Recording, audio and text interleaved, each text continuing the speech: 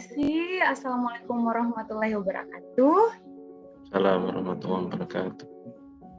Saya Irawati, saya adalah Kepala TK Satap Negeri Lama, Kecamatan Bokat di Kabupaten Buol. Saya adalah salah satu pelaksana program sekolah penggerak untuk angkatan 2. Perkenalkan Bapak dan Ibu, nama saya Jiati Endasari. Kalau di sekolah biasanya dipanggil Bunda Jia. Saya mewakili TK Khalifah Palu, dan ini sebenarnya kali kedua mengikuti program sekolah penggerak, cuman yang di angkatan pertama belum lolos, di angkatan kedua ini baru, alhamdulillah. Iya, alhamdulillah. Seperti itu Bapak. Ibu Ira, bagaimana di Buol ini kondisinya, hujan atau cerah atau bagaimana ini? Alhamdulillah matahari lagi bersinar dengan bahagia. Kalau di Palu insya Allah ini juga alhamdulillah kayaknya masih terang ya, tidak hujan, mudah-mudahan tidak hujan. Kalau hujan itu biasanya sinyalnya agak susah ya. Gitu. Jadi yang pertama saya sampaikan selamat ya kepada Ibu Jia dan Ibu Ira atas kelulusannya sebagai pelaksana sekolah penggerak angkatan kedua. Sebetulnya hari ini juga saya mau menghadirkan pelatih ahli ya, cuman beliau kayaknya lagi ngajar jadi tidak bisa dihadirkan di sini. Itu pertama, kemudian saya sampaikan selamat. Kemudian yang kedua, bagaimana perasaan ibu-ibu semua setelah lolos ini? Apakah senang atau ya biasa saja? Bagaimana? Ibu Ira gimana Bu Ira? Alhamdulillah happy, bahagia, bersyukur. Akan tetapi di masa-masa penantian setelah pleno kemudian pengumuman diundur dari tanggal 7 menuju tanggal 20 itu perasaan kayak tidak tenang seperti itu. Jadi lulus tidak seperti itu. Tapi alhamdulillah sebelum tanggal 20 ya itu sudah masuk pengumumannya di tanggal 19 ya. Itu alhamdulillah pagi itu sudah didapat, tapi kan itu rame-rame ya pengumumannya, kita bingung cari nama sekolahnya kita, tapi begitu oke, ada, alhamdulillah, bersyukur.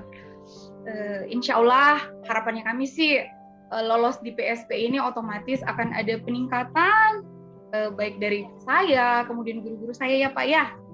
Itu sih. Oke, mudah-mudahan. Kalau Ibu Jia gimana perasaan setelah diumumkan di sekolah penggerak itu? Perasaannya gimana ya? Awalnya sih agak pesimis karena kemarin kan ada sempat sedikit tantangan itu mengenai status saya di SIM PKB itu masih tertera PLT, sementara saya sudah kepala sekolah definitif dari awal menjabat kepala sekolah. Jadi sebelumnya kan guru. Kemudian sempat PLT sambil mencari kepala sekolah definitif. Kemudian mungkin oleh operatornya mungkin tidak ingat untuk diteruskan untuk diganti status PLT-nya tersebut.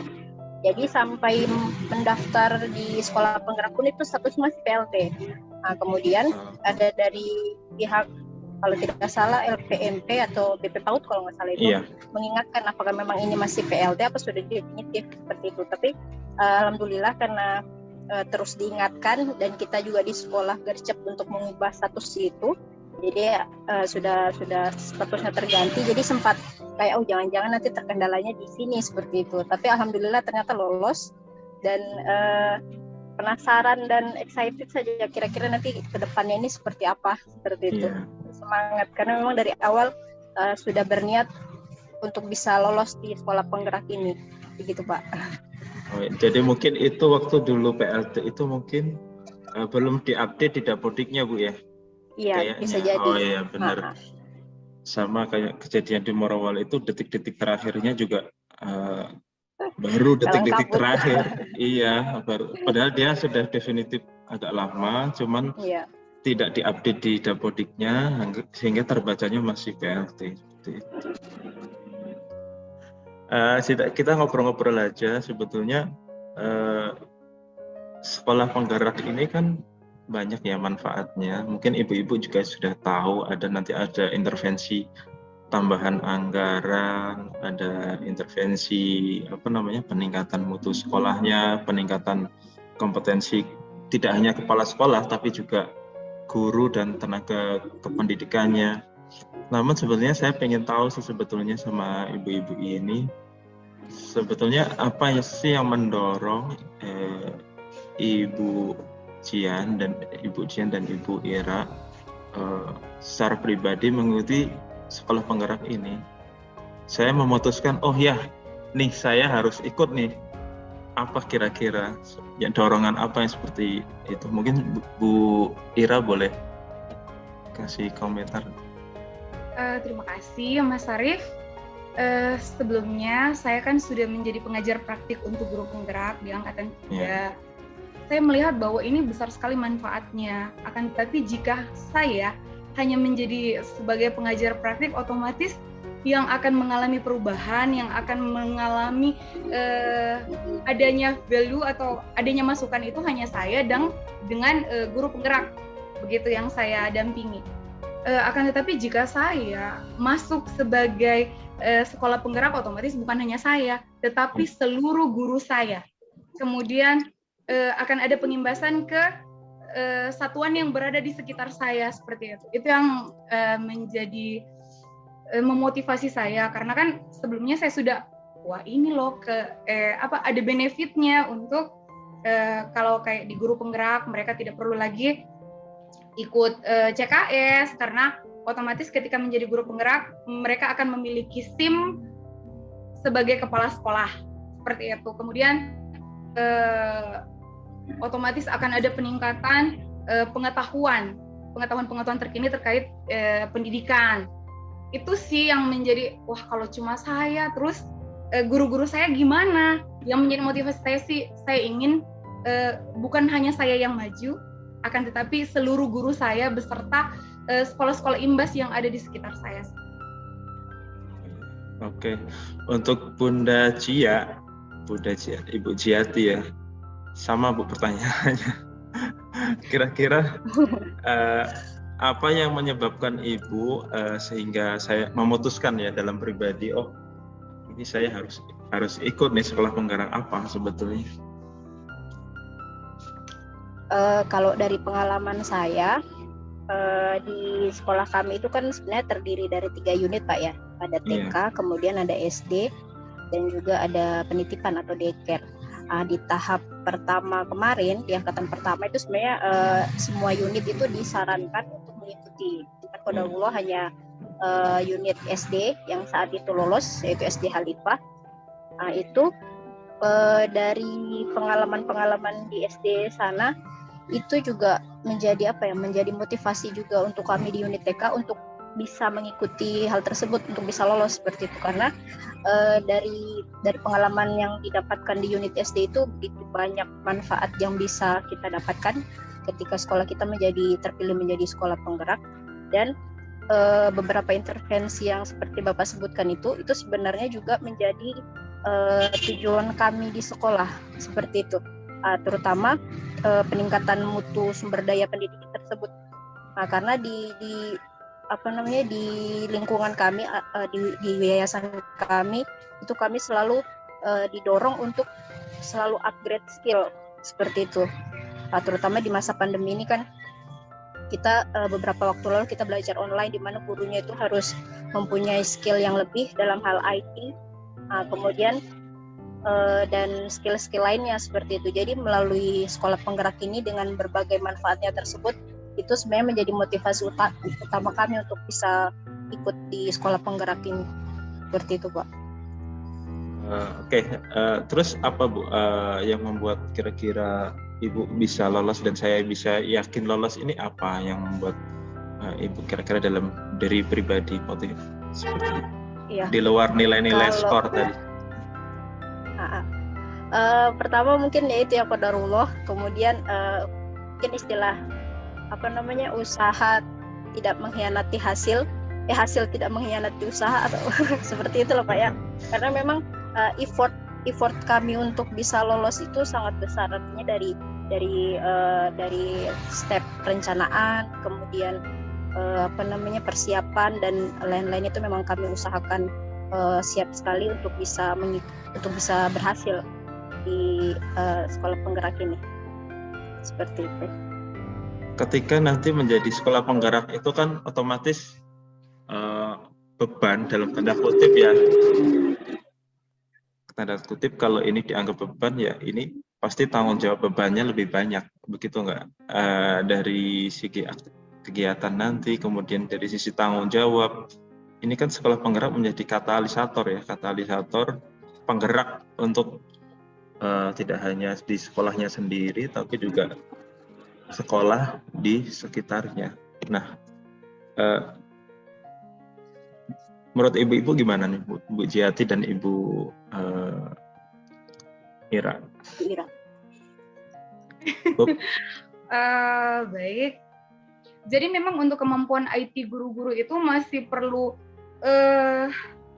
lebih besar lagi usahanya. Itu memang yang membuat bisa nggak ya? Karena kegiatan pembelajaran ini otomatis 10 hari diklat ya Pak Syarif ya. Itu otomatis menggunakan IT full karena menggunakan LMS seperti itu. Itu yang menjadi bukan juga beban tapi menjadi PR agak lebih sedikit lah untuk bagaimana mereka bisa paham. Kemudian kalau beban ke teman-teman yang ada di sekitar itu saya rasa bahwa menjadi bukan juga role model tapi menjadi percontohan untuk satuan-satuan yang ada di sekitar kita. Maka kita sebagai sekolah yang sudah dipercayakan menjadi pelaksana program sekolah penggerak akan berusaha insya Allah melakukan sebaik mungkin, kemudian dapat mengimbaskan juga ke mereka seluruh program-program yang akan dilakukan di sekolah penggerak. Mantap. Kalau Ibu Jiati gimana, Ibu Jia? Kalau kita sih menyikapinya mungkin dari awal itu kita sudah merubah mindset terlebih dahulu bahwa ini adalah amanah bukan beban seperti itu. Artinya apabila kita lolos berarti ya ini merupakan amanah yang harus dilaksanakan dan kita kembali lagi ke niat awalnya kita menjadi seorang tenaga pendidik itu seperti apa. Tentunya dengan segala konsekuensi yang diberikan kepada kita. Artinya ketika kita mengingat kembali niatnya, kita akan berusaha untuk memastikan itu bisa terlaksana seperti itu. Jadi ya dinikmati saja, kemudian diusahakan dan intinya tidak terlalu dijadikan beban seperti itu. Rencana kedepannya seperti apa, Bu? Setelah dinyatakan sekolah penggerak ini lulus, rencana dalam berapa 2 atau 3 tahun ke depan? Sekolahnya ingin jadi seperti apa sih, visinya seperti itu setelah? Bunda aja duluan, Ibu Ira, silakan. Mimpi saya, sekolah saya itu sekolah kampung. Jujur, sekolah saya itu sekolah kampung yang hanya memiliki 2 ruang belajar, 1 buah kantor kecil. Kemudian alhamdulillah kemarin itu saya dapat bantuan kamar mandi dan toilet, sebelumnya tidak ada karena kan saya satap. Mimpi saya hanya bagaimana bisa sekolah saya lebih sesuai dengan tujuan sekolah penggerak, otomatis jadi bagaimana anak-anak itu bisa bekerja sama, gotong royong, itu yang paling penting. Kemudian bertoleransi, saling menghargai, berempati. Kemudian itu untuk anaknya ya. Kemudian untuk guru-guru saya otomatis saya ingin mereka maju bersama saya, lebih menguasai IT, terutama dalam penggunaan aplikasi-aplikasi pembelajaran yang sama sekali itu awam bagi kami dan kami baru mulai untuk belajar. Saya bermimpi bahwa sekolah saya bukan lagi sekolah kampung, tapi sekolah yang dikenal sebagai TK Satap. Memiliki mungkin blog pribadi tentang bagaimana kami men-share segala kegiatan yang kami lakukan. Kemudian mungkin anak-anak tidak lagi mesti berseragam karena seragam itu jujur memberatkan karena Kalau kayak di sekolah saya itu mayoritas petani dan nelayan, kemudian yang memiliki kemampuan ekonomi di atas itu orang tua kurang sekali. Jadi itu yang saya tidak mesti berseragam. Jadi sekolah itu happy, anak-anak happy, orang tua tidak terbebani, guru-guru juga semangat untuk belajarnya. Itu sih harapannya. Kemudian sekolah memiliki fasilitas yang juga bisa memfasilitasi anak untuk bertumbuh dan berkembang dengan baik. Amin, amin. Semangat Ibu Ira. Ya, sekolah saya itu Bu jujur, saya sekolah negeri tapi satu-satunya sekolah negeri yang lantainya masih Chorsman dan tidak memiliki plafon. Itu. Jadi harapan saya ke depannya sekolah saya bakalan lebih nyaman lagi untuk anak-anak otomatis karena akan adanya intervensi dari dinas otomatis untuk kebaikan sarana dan prasarana. Karena Ibu Ira kan lebih senior ya, jadi harapannya bisa sharing terutama di bidang PAUD, karena saya sebenarnya juga background saya bukan pendidikan PAUD Ibu. Jadi maksudnya saya background saya pendidikan bahasa Inggris. Jadi memang butuh banyak knowledge tentang PAUD seperti itu. Tapi masih pendidikan ya, tapi ya. Iya. Okay. Betul. Bapak masih relate lah. Ya. Oke, silakan Bu. Tadi pertanyaan yang sama. Apa ya pertanyaan tadi ya? Harapan ya. Oh iya. Kalau harapan kami sendiri, ke depannya harapan kami itu lebih ke anak-anak. Jadi bagaimana anak-anak bisa belajar sesuai dengan minat bakatnya dan juga gaya belajarnya seperti itu. Karena kami jujur juga masih menggunakan kurikulum lama, walaupun ada kurikulum khas di mana masih teacher centered, jadi masih guru centernya seperti itu. Jadi harapannya kami ke depan sudah bukan teacher center lagi tapi student center. Jadi anak-anak kita bisa mengelompokkan anak berdasarkan minat dan bakatnya seperti itu, dan gurunya juga harapannya bisa memiliki pengetahuan yang lebih tentang hal itu, bagaimana menangani anak-anak yang memiliki kecerdasan yang berbeda seperti itu. Dan di sekolah penggerak ini juga kan biasa kita dengar mengenai merdeka bermain seperti itu kan, kurang lebih relate dengan multiple intelligence atau kecerdasan anak-anak yang majemuk seperti itu. Jadi harapannya melalui sekolah penggerak ini hal tersebut bisa terwujud seperti itu. Oke, ya mudah-mudahan ini visinya bagus semua ya. Jadi ujung-ujungnya tadi Bu Ira fasilitas bagus, gurunya juga meningkat kompetensinya, harapannya kembalinya ke anak-anak lagi Bu ya. Ya. Oke. Nah ini ya gimana Bu? Saya boleh menambahkan? Oh ya silakan. Tadi Ibu Jia sempat singgung bahwa bagaimana merancang pembelajaran yang berpusat pada anak ya, seperti itu ya Ibu Jia? Iya betul. Iya, itu juga harapan saya kan kemarin saya sempat melihat bahwa ada materi tentang pembelajaran berdiferensiasi di guru penggerak. Iya. Itu mereka diajarkan bagaimana merancang satu pembelajaran berdasarkan minat dan bakat anak. Jadi di dalam satu kelas itu yang saya lihat. Jadi wah, guru saya harus tahu ini karena anak TK tidak bisa dong kita samakan. Betul itu juga sih. Karena sebelum itu bisa dilaksanakan otomatis kita harus punya pengetahuan dulu. Jadi dengan besar harapan di Diklat ini selama masa pendidikan juga selama masa ini kita program sekolah penggerak kurang lebih berapa bulan untuk dibimbing oleh pelatih ahli dan instruktur, itu harapan saya bahwa kami bisa menimba pakai DAP kalau perlu, bukan cuma pakai ember, semua ilmu-ilmu yang akan mereka berikan itu untuk bagaimana bisa diimplementasikan di real life-nya ya. Seperti itu Bu Jia ya. Pastinya. Setuju. Maunya Sepakat Ibu Ira. Oke Bu, ini ada yang saya tanyakan juga. Ini kan pasti teman-teman yang lain yang belum masuk di sekolah penggerak kan pengen masuk ya. Itu persiapannya apa Ibu dari pengalaman Ibu berdua ini? Kalau di saya sih persiapannya tidak yang bagaimana-bagaimana, hanya saja sebelum adanya sekolah penggerak ini ya otomatis kita kan sebagai kepala sekolah sudah memiliki beberapa program-program yang sudah terlaksana, ya seperti itu ya Pak ya. Itu yang bakalan menjadi modal kita di SI nanti. Kemudian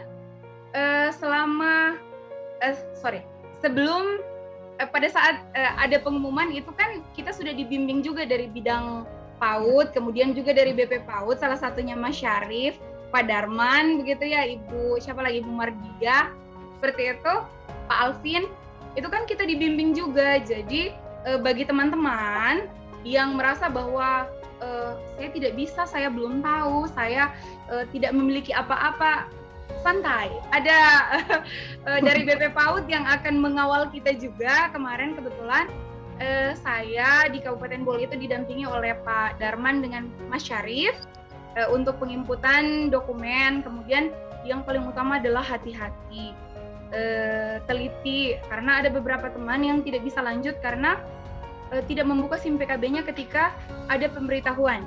Itu ada kemudian pada saat mengupload tidak melihat apakah suratnya memiliki materai untuk surat pernyataan, kemudian apakah dicap dan ditandatangani, apakah tulisannya terlihat bagus, terlihat real. Itu karena ada beberapa teman-teman yang tidak lolos karena ternyata di SIM PKB itu ada pemberitahuan bahwa surat pernyataan tidak ditandatangani di atas materai, diberikan waktu 2x24 jam dan itu mereka tidak buka SIM PKB-nya. Kemudian kalau saya Pak, seluruh diklat yang pernah diikuti yang dianggap bahwa ini memiliki poin penting, isi aja, walaupun memang kalau seandainya banyak ya udah pilih yang paling baik. Tapi kalau memang saya cuma piagamnya yang di tingkat kecamatan, isi aja, dimasukkan aja, karena kita tidak tahu kan, itu bisa menjadi poin plus kita. Setelah itu untuk pengisian esai dipahami baik-baik pertanyaannya, dipahami maksudnya seperti itu Bu Jia ya. Kemudian ceritakan yang memang bahwa itu dilakukan. Ya, karena pada saat sesi wawancara kebanyakan asesor akan menanyakan pertanyaannya berbeda dari apa pertanyaan di awal pada saat kita mengisi esai, akan tetapi dengan maksud dan tujuan yang sama. Apabila kita memahami esensinya, maka saya yakin dan percaya kita semua bisa menjawab dengan baik. Kemudian itu pahami pertanyaan dalam esai. Praktek mengajar. Saya kasih tips ya untuk kita kadang sebagai guru atau mungkin sebagai kepala sekolah sudah lama nggak ngajar ya Bu ya. Betul. Kita sudah lama nggak ngajar karena kan kita dibagikan 24 jam manajerial. Itu yang kadang kita lupa bahwa anak TK tidak mesti menulis, tidak mesti mewarnai, tidak mesti menggambar. Oke, fine kalau menggambar. Akan tetapi kan banyak kegiatan yang lebih ke praktis. Mereka praktek itu kayaknya yang poin plusnya ada. Lebih banyak kemudian tentang loose part mungkin yang bisa kita tonjolkan karena kan anak tidak mesti pegang pensil. Jadi kita tidak direct mereka, tapi mereka bagaimana bisa berkreasi dengan alat dan bahan, walaupun alat dan bahan sederhana. Jujur kemarin saya bikin medianya itu dari kardus bekas karena saya tahu ketika kita bisa memanfaatkan itu kan ada menjadi salah satu poin juga penilaian di pada saat akreditasi, apakah kita menggunakan alat dan bahan yang ada di sekitar. Jadi kita tidak perlu beli, bagaimana kita bisa meminimalisir pengeluaran seperti itu. Jadi mungkin praktek-praktek itu penting untuk kita rekam, kita lihat mimik kita lihat wajah kita ketika praktek mengajar, itu pentingnya Ibu Jia. Kalau saya itu sih Pak yang saya lakukan, jadi pakai tripod, kamera standby, kalau saya kemudian mulai ngajar dari pembukaan sampai dengan penutupan, dilihat, ini gayaku kacau, ini lebih waktunya, ini otomatis saya akan dihentikan karena kemarin pengalaman juga waktu pengajar praktik kan seperti itu, harus waktunya harus pas. Ketika kita mengisi esai, pahami pertanyaannya, kemudian semua yang ibu-ibu isi atau bapak ibu isi itu adalah yang sudah dilakukan. Karena ketika kita pernah melakukan, ketika ditanya kita bisa jawab tanpa ada kalimat seperti itu. Karena kalau kita pasti ini asesor bilang, waduh lagi ngarang. Jadi itu sih tips saya. Sekecil apapun perubahan yang ibu buat, ibu mungkin merasa itu bukan sesuatu yang besar, tapi bisa jadi menurut asesor penilai bahwa itu adalah hal yang wow, ternyata dia berpikir hal kecil seperti ini bisa membawa perubahan yang baik, yang banyak, yang besar, yang berdampak ke orang lain, ke anak, ke guru, seperti itu. Itu saja sih tips saya. Jujur lah. Jujur karena itu banyak sih yang minta inspirasi dari orang ketika wawancara dia blank. Bukan pengalaman pribadi. Tidak mesti terlihat spektakuler pada saat kita mengisi esai, wow saya begini, tidak perlu. Saya sekolah kampung Bapak Ibu, kalau ini testimoni, saya sekolah kampung dan saya bukan sekolah unggulan, akan tetapi hal-hal kecil yang kita buat di sekolah itu menurut kita adalah sesuatu yang baik, ya sudah itu saja yang dieksplor. Karena teman saya saja cuma bercerita tentang bagaimana dia tentang pagar sekolah, kenapa dia memprogramkan pagar sekolah, dia lolos karena sekolah dia itu ada di daerah agro dan dia itu menanam, kemudian tapi kan banyak dia ceritanya seperti itu dia pada saat wawancara ya sudah mengalir apa adanya karena memang itu yang dilakukan. Jadi sebisa mungkin untuk Bapak Ibu yang akan mengikuti di angkatan 3 tumbang saran mungkin biar tata bahasa bagus boleh, tapi sebaiknya segala sesuatu yang kita isi di dalam esai yang sudah pernah kita lakukan. Tadi esai ya, kalau esai itu memang kata ibu harus, kata anak sekarang tuh harus jujurli ya, jujurli. Sehingga kalau jujur apa adanya itu mudah, karena itu sudah dilakukan sehari-hari Bu ya. Iya, tidak ngarang lagi. Oke, itu kata kuncinya. Kemudian tapi untuk ini Bu, mengajar, ada simulasi mengajar ya kalau nggak salah. Iya, sebelumnya. Itu mungkin guru atau kepala sekolah atau siapapun pendidik itu dia mungkin hebat ketika di kelas ya ada murid beneran gitu kan, wah itu luar biasa kadang. Tapi bukan berarti ketika simulasi mengajar itu tidak bisa, itu bukan berarti beliau ini tidak bisa mengajar, atau sebetulnya kan bisa mengajar karena situasinya berbeda di depan kamera dengan di hadapan murid-murid. Nah itu tipsnya apa Bu? Latihan. Kita latihan berimprovisasi seolah-olah dalam artian bukan gila loh, bukan gila, tapi karena memang penilaiannya minta seperti itu, kita berinteraksi seolah-olah. Tapi kalau saya sih itu sih tipsnya, latihan, direkam, kemudian ibu lihat. Kan kalau kita lihat sendiri, kita tahu saya kurangnya di sini. Itu diberi catatan, kemudian latihan lagi dengan rekaman terbaru lagi, kemudian dilihat lagi. Oke, pas waktunya, pas penyampaiannya, kemudian materinya masuk. Oke, fine. Itu tapi kalau saya jujur, waktu pengajar praktik itu saya latihannya kurang lebih sekitar 10 kali rekaman. Gagal. Ini baru saya mau tanyakan ini. Penasaran berapa kali itu udah dijawab. Waktu pengajar praktik itu saya pas 10 kali rekaman. Pakai tripod itu 10 kali rekaman sendiri sebelum pakai baju lengkap. Kemudian kan mempersyaratkan itu kelihatan minimal 2/3 dari tubuh kita ya Bu ya, yang harus terlihat. Jadi mulai dari setting kamera, kemudian saya waktu itu latihannya 2 harian, persiapan dulu RPP-nya. Karena kan kita otomatis harus mengunggah dulu, buat RPP-nya sebaik mungkin, seperfect mungkin. Silakan buka di Guru Belajar ya, di Guru Berbagi. Guru Berbagi ya, sorry. Silahkan buka-buka di Guru Berbagi, banyak contoh-contoh RPP yang RPPH yang sudah sesuai seperti itu ya. Silakan buka-buka di SIM PKB di Guru Berbagi. kemudian saya itu 1 hari saya buka bongkar lagi RPP, saya sudah upload, saya tarik lagi, ketika lihat ada lagi yang lebih bagus, itu kurang lebih sekitar 1 hari atau 2 hari, kemudian saya praktek mengajarnya juga 2 hari. Setelah fix, saya tinggal bagaimana memahami materi, kemudian membaca kembali esai. Oh ya, itu juga tips, karena ketika kita mengisi esai, ketika submit itu sudah tidak bisa dibuka lagi. Seperti itu ya Bu ya. Jadi untuk lebih hafal, silahkan ketik, copy dulu di Word. Kalau saya seperti itu, saya copy dulu di Word, pertanyaannya, jawabannya, masing-masing itu yang per butir itu.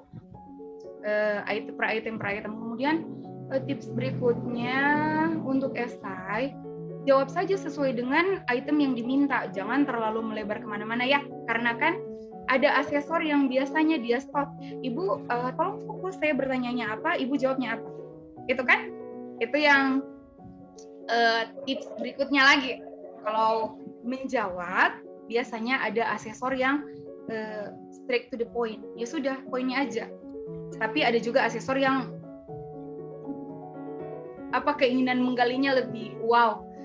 Jujur Mas Arief, saya kemarin itu kalau saya tidak salah, saya mulai praktek mengajar itu 15 menit lagi jam 8 waktu Indonesia Tengah. Yeah. Saya selesai sudah jam 10 lewat 10 menit, kurang lebih 2 jam lebih. Praktek mengajarnya tidak lama, wawancaranya yang lama. Karena ada beberapa asesor yang dia selesaikan dulu, asesor yang satu bertanya. Dari poin 1 sampai selesai, kemudian dia tanya lagi balik mungkin untuk meng-cross check apakah masih konsisten jawaban saya atau tidak. Kadang ada yang seperti itu. Tapi waktu saya di pengajar praktik tidak, waktu saya wawancara itu tidak lama, cuma sekitar 1 jaman lebih sedikit. Kalau ini ya kurang lebih hampir 2 jam, karena asesornya itu bukan lagi bertanya apa yang saya jawab di esai, tapi apa rencana program. Itu. Jadi siapkan diri Bapak Ibu untuk saya sudah punya visi, seperti yang tadi, saya sudah punya mimpi, saya sudah punya harapan. Tapi ini kekuatan saya yang miliki sekarang. Saya ingin setelah mengikuti program ini, kami akan mendapatkan sesuatu untuk dapat melakukan mimpi kami itu. Itu saya ditanya sama Pak Dokter. Saya cuma tahu namanya Pak Dokter, tapi asesor begitu belakangnya. Okay. Itu yang dia tanya. Sama seperti Mas Arief, apa mimpi Ibu? Apa sih keinginan? Itu sih pertanyaannya. Maksudnya saya kemudian sampai dengan tanya gizi, saya tidak pernah singgung gizi di dalam esai. Saya tidak pernah singgung masalah kalau inklusi ada. Kalau inklusi kan kita ada ya, bagaimana merancang kegiatan pembelajaran secara inklusi. Tapi akan tetapi saya tidak pernah yang bikin program sampai dengan pemberian makanan tambahan, sampai dengan kunjungan. Saya tidak pernah cerita tentang itu di esai saya, tapi beliau tanya. Jadi mungkin kita harus sudah siap sebagai calon kandidat sekolah penggerak nanti yang untuk angkatan 3, sudah siapkan memang segala kira-kira kemungkinan pertanyaan di luar dari esai juga. Tapi biasanya yang sudah kita lakukan itu sih.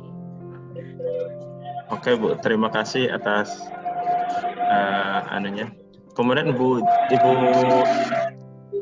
Ibu Jiati gimana Bu pengalamannya kemarin, persiapan apa yang dilakukan? Kalau saya pribadi persiapannya sih lebih ke ini ya, aktif bertanya kepada pelaksana sekolah penggerak sebelumnya. Seperti itu. Jadi kita yang proaktif, bagaimana kalau misalnya mengisi esai apa tipsnya, kemudian kalau mewawancara apa tipsnya. Nah, itu kita ikuti semua, jadi kita yang aktif seperti itu. Kemudian seperti yang disampaikan Ibu Ira tadi, sebenarnya sih kurang lebih hampir sebagian besar yang Ibu Ira lakukan itu saya lakukan juga seperti itu. Contohnya pada saat mengisi esai, itu juga saya melakukan trik yang sama, yaitu dipindahkan ke Word dulu karena kan time out ya. Dan juga tips juga mungkin tambahan, karena ada sempat ketemu sama salah satu rekan juga, beliau mengisi esainya itu melalui gadget, jadi pakai gadget HP. Jadi kalau bisa sebaiknya memang dikerjakan menggunakan laptop atau PC lah seperti itu, jangan HP, karena kita nggak bisa tahu maksimal kata yang harus diisi itu berapa kalau pakai HP seperti itu. Kemudian kalau dari micro teaching dan juga wawancara itu yang paling penting sih persiapan. Kemudian memang seperti yang Ibu Ira bilang, banyak praktis. Kalau saya kemarin prakteknya nggak sampai yang pakai video seperti itu merekam, hanya pakai seperti timer. Jadi kalau sudah 10 menit, maksudnya lihatnya itu udah cukup di timer aja gitu. Jadi setelah membuat RPPH, kemudian membuat kegiatan mainnya, itu baru diikuti step-step yang ada di RPPH, apakah sudah sampai 10 menit atau belum, seperti itu. Jadi cukup menggunakan timer kalau saya. Kemudian tips juga mungkin kegiatan main anak pada saat kita micro teaching itu mungkin agak lebih beragam. Menurut saya di situ mungkin poinnya agak lebih tinggi ya, karena ada beberapa kegiatan main yang bisa dikerjakan oleh anak-anak seperti itu.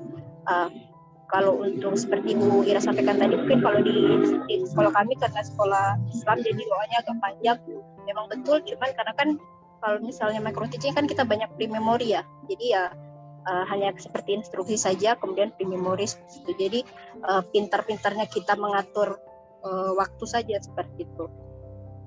Kemudian berikutnya mungkin yang tips terakhir, kalau saya ikuti segala langkah atau petunjuk yang sudah disampaikan oleh BP PAUD dalam hal ini. Misalnya kayak kemarin ada pendampingan sebelum si essay, kemudian ada pendampingan sebelum wawancara dan micro teaching, itu sebaiknya memang perlu diperhatikan, karena apa saja yang menjadi penilaian kita pada saat wawancara itu dijelaskan semua di situ. Seperti itu. Jadi diikuti dengan baik dan proaktif mencari informasi bagaimana kita bisa menyelesaikan tiap-tiap step seperti itu. Kalau dari saya, Pak. Oke, terima kasih Bu Jiyati. Jadi pertama tadi tentang essay itu harus tidak, kalau bisa jangan pakai HP ya, pakai PC atau laptop ya, kemudian supaya lebih proper lah, lebih baik. Kemudian tadi untuk micro teaching itu tadi pakai timer ya, artinya manajemen waktu sebetulnya ya, supaya waktunya efektif, benar-benar waktu yang singkat bisa dipergunakan dengan baik. Itu latihan waktu sebetulnya. Kalau Ibu Ira tadi latihan merekam ya, rekam, kemudian simulasi mengajar, lebih ke kreativitinya, kemudian kalau Ibu lebih ke time managementnya. Oke, terima kasih, dua-duanya sangat baik sekali sih dalam memberikan tips. Kemudian ada lagi sebetulnya yang saya perhatikan ketika saya tadi Ibu Ira mengatakan tim BP PAUD membimbing, sebenarnya bukan membimbing Bu ya, cuma memfasilitasi.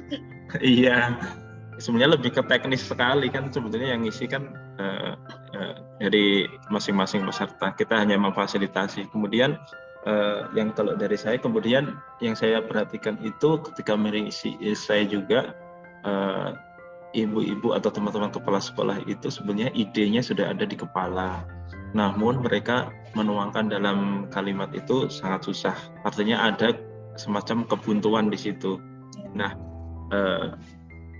kalau dari saya mungkin saya tidak bicara masalah itu kontennya apa, cuman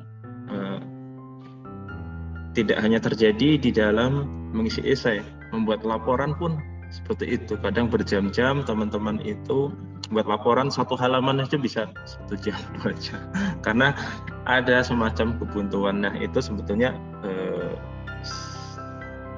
ada yang bilang itu what you write is what you read.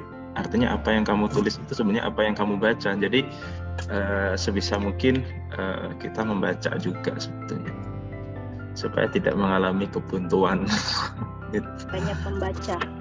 Ya, bacanya sebetulnya kan apa saja kan, tidak hanya pendidikan, masalah apapun bisa dibaca. Dari membaca itu membantu otak kita membentuk frame supaya menulisnya lebih sistematis.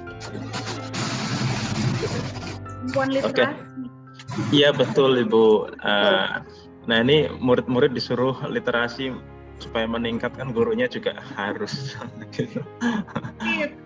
Insya Allah. Oke, terima kasih atas waktunya Ibu Ziati dan Ibu Irawati. Semoga kita bisa ketemu ya, tidak hanya tatap muka di Maya, tapi beneran tatap muka. Nanti di lain kesempatan mudah-mudahan ada kegiatan apa yang bisa kita sharing bersama-sama.